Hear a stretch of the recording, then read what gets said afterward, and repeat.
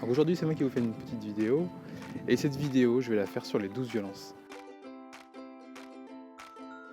Alors, c'est pas du tout les fessées, c'est pas du tout ce qui va être claque ou châtiment corporel. Une douce violence, c'est un comportement, des mots, des phrases, des agissements qui vont mettre l'enfant, qui vont l'isoler affectivement et qui vont couper la relation entre lui et le parent aimant. Douce violence est un oxymore. Un oxymore, c'est une figure de style qui met deux mots en apparence contradictoires, qui les met ensemble. Donc douce violence, douce qui amène quelque chose de positif, de bienveillant, de calme, et puis violence, quelque chose de beaucoup plus dur, de beaucoup plus négatif. Alors elles ont été mises en avant par des professionnels, et ça a été fait à la base pour les crèches, et puis tout ce qui est professionnel de la petite enfance. Alors ces 12 violences, on les retrouve sur le site du syndicat national des assistantes maternelles. Alors ils les ont regroupées en différents domaines et je vous propose d'en voir quelques-unes dès maintenant. Un premier axe de 12 violences, c'est dans le comportement du parent ou le comportement de l'assistante maternelle ou du professionnel de la petite enfance. Donc l'une des 12 violences va être de critiquer ouvertement un proche de la famille devant l'enfant. Forcément, ça insécurise l'enfant. Il y a aussi appeler son enfant uniquement par des surnoms, en ne respectant pas en fait sa véritable identité, surtout quand ils sont petits, hein, entre 1 an et 3 ans. Ne pas hésiter à l'appeler par son prénom, éviter de l'appeler tout le temps bébé ou ce genre de choses. Hein, ah, mon petit loup d'amour. Oui, voilà. Donc on a souvent là, nous le petit défaut ou pas d'appeler Arthur Loulou. Bon bah on l'appelle aussi souvent Arthur, mais ça nous arrive d'appeler Loulou. Il est également jugé par la dévalorisation, pardon. Il y a mouché son enfant sans le prévenir, et oui. Enfin, est-ce qu'on aimerait avoir quelqu'un qui vienne dans notre dos et qui nous essuie le nez comme ça à un moment inopportun? Je pense que pour un enfant, ça doit vraiment être quelque chose de très désagréable.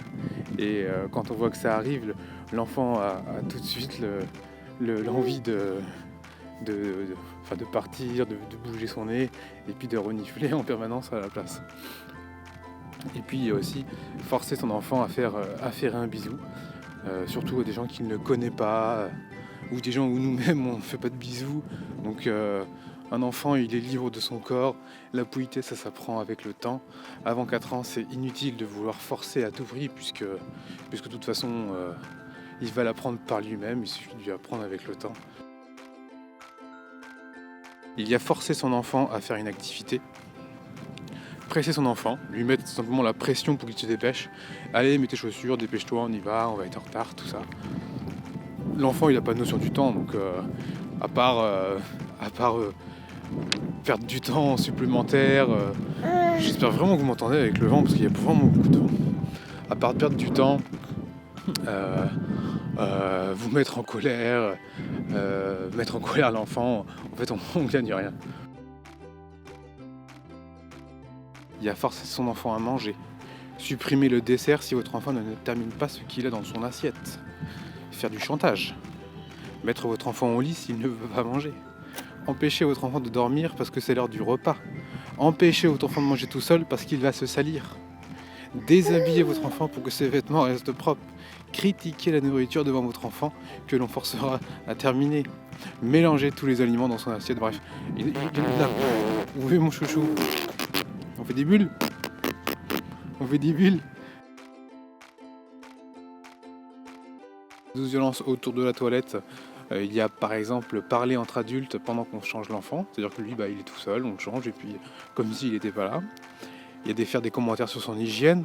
Il y a par exemple quand ils sont petits, leur prendre les prendre, leur sortir les fesses et dire qu'ils puent. Ça c'est quelque chose qu'on voit souvent et qui sont inutiles. Alors vous allez me dire c'est pas méchant. Oui, c'est pas méchant, mais à quoi ça sert? À quoi ça sert? À part dire à l'enfant qui pue, qui baigne dans son caca, c'est inutile. Une des 12 violences aussi qu'on rencontre souvent avec la toilette, c'est pour l'apprentissage de la propreté. Un enfant est incapable de bien gérer ses sphincters avant l'âge de 3 ans, voire 3 ans et demi. Et sauf qu'avec avec l'arrivée de l'école plus tôt, c'est-à-dire 2 ans et demi, 3 ans, eh bien l'école oblige à être propre et cette obligation oblige aussi les parents à entraîner leur enfant à être propre et non pas à le rendre propre, à l'entraîner. Et une des 12 violences qu'on rencontre souvent, c'est de poser l'enfant sur le pot et d'attendre qu'il ait fait son pipi. Donc ça peut durer 5, 10, 15, 20 minutes et c'est totalement inutile en fait. L'idée avec les 12 violences, c'est surtout de ne jamais culpabiliser. La culpabilité va entraîner des remords, va entraîner du laxisme, va entraîner un manque de confiance en soi, des regrets. Et ça, c'est inutile dans l'accompagnement de l'enfant. Vaut mieux être conscient de ses erreurs, tout faire pour les améliorer, supprimer ce qui ne va pas. Et puis si on fait des fautes, ça arrive, hein, personne n'est infaillible, et bien essayer de les identifier et puis les corriger.